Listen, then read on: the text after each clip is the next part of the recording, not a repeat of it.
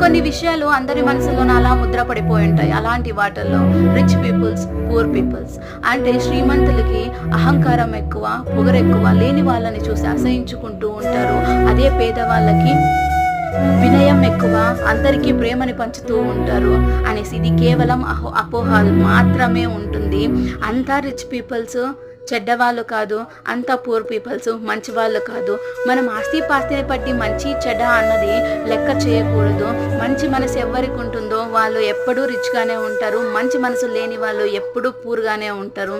మనసును బట్టి ఉండాలి. కేవలం ఒక్కటి చెప్తా గుర్తుపెట్టుకో, ఉన్న వాళ్ళకి 100 గదులున్నా ఒక్క గదిలోనే నిద్రపోగలరు, 100 కార్లున్నా ఒక్క కారులోనే తిరగలరు. తినడానికి ఎంతున్నా పొట్టకి ఎంత పడుతుందో అంత మాత్రమే తినగలరు. సో ఇలాంటి అభిప్రాయాలు తప్పు.